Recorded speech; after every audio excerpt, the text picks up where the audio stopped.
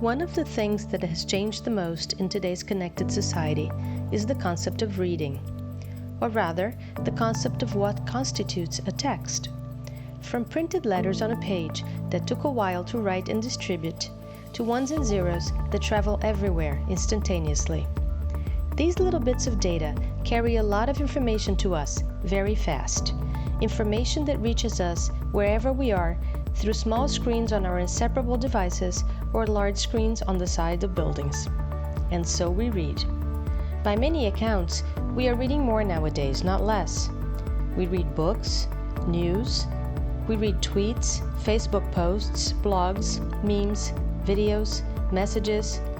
Content is brought to us in the form of games and ads.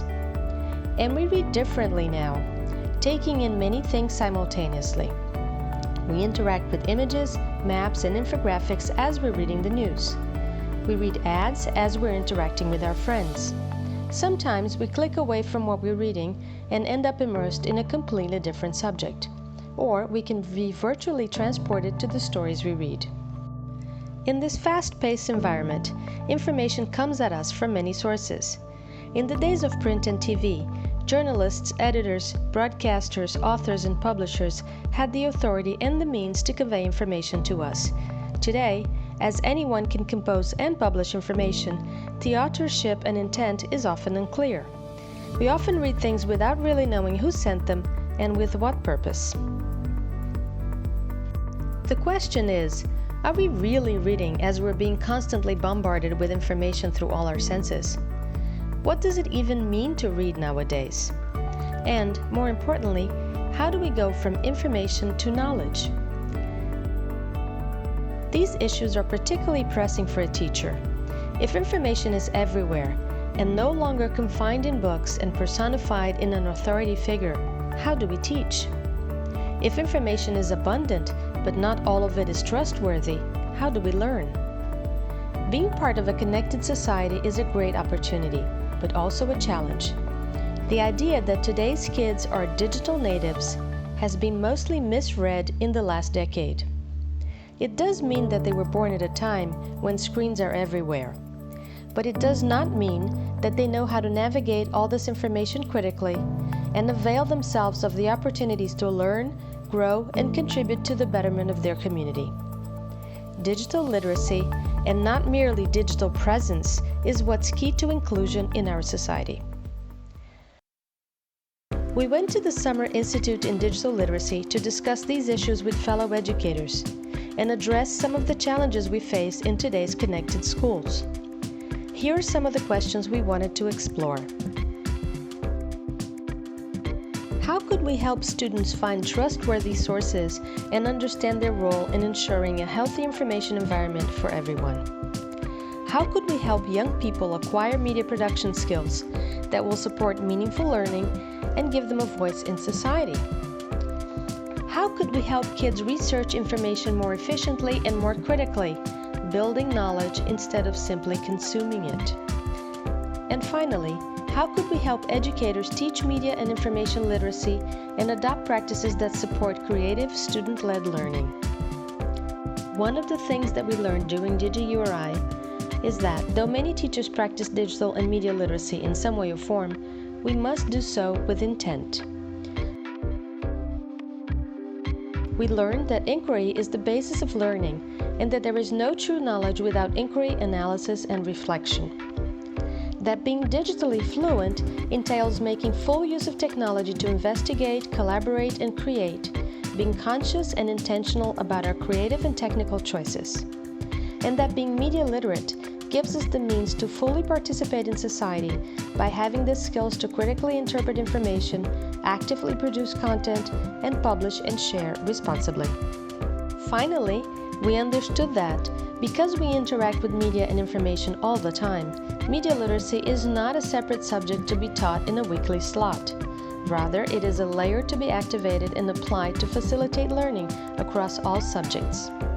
And it can take many forms. At EducaMedia, we created a curriculum based on the pillars of reading, writing, and participating. And we are translating these pillars into a few key practices that will help develop these skills. So, how can we make media literacy part of our teaching routine? Here are some tips. Number 1, connect culture to classroom. Practice media decoding critically and habitually. Use real media text as often as possible, sourced from news, historical collections, scientific and cultural organizations. As you do that, discuss with your students what choices are best for their learning and why. Explore how different media texts approach the same subject and why. What messages are highlighted in each one? Integrate critical analysis whether your students are reading or creating media by examining authorship, purpose, credibility, techniques, possible effects and interpretations, and so on. Number 2, explore the ways in which we search for and curate information, understanding the various types of messages and how they reach us. Help your students understand the kind of information they are seeing and what is its purpose.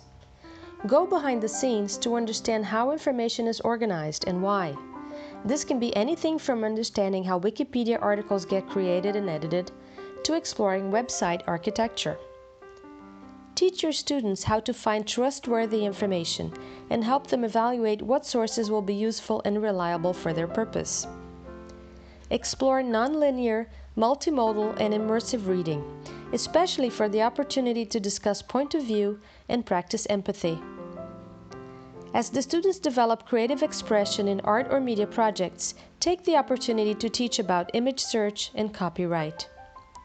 Discuss why we see the things we see on the internet.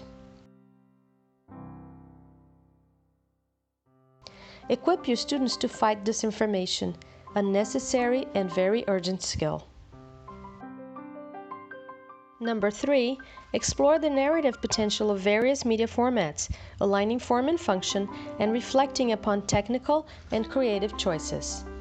This could mean, for example, debunking a tweet with misleading scientific information with a counter-argument in a tweet thread. Or why not record audio interviews during a field trip to create an interactive piece as a highly engaging way of comparing and contrasting information. Number 4, scaffold inquiry and media production in the classroom, paying close attention to the media literacy goals as well as the curricular ones. It's really important to walk students through the stages of media production as they research, gather evidence, storyboard, or create assets. Not only will they learn how to structure a narrative, but also gain a much deeper understanding of their topic. Number 5, give students creative choice within a given topic and let them explore different online and offline formats. Let students engage creatively with their topic by exploring different angles of the story. Videos, interactives, maps, and timelines can be combined into a rich multimedia narrative in which everyone learns from everyone else. Number 6, create rubrics to share both learning and production goals with your students as they create media texts. You can set every student up for success by telling them what they need to accomplish and building on each step. Number 7, encourage students to reflect on their role and responsibilities as consumers and producers of information. Prompt reflection about the impact of journalism, social media, advertising, and media production in our society. Fact-checking projects and class accounts on social media are also great ways to guide students as they acquire confidence as readers and producers of information. And number 8, give students voice by promoting civic engagement and encouraging them to produce and publish media ethically and responsibly. There are many ways to do that. One great idea is to find open data sets in your community and help your students tell stories with data as they engage with different aspects of their reality. And now, what's next? We went to GGURI because we want Brazilian educators to embrace digital and media literacy and make it part of their everyday practice, which is why we embarked on a journey to train the trainers. After returning home, we brought together a core group of digital literacy leaders in Brazil, journalists, educators, and researchers. Together, we revised the concepts we learned at GGURI and devised learning strategies for the training sessions we will hold all over the country. Media literacy is for everyone, and it's everyone's job.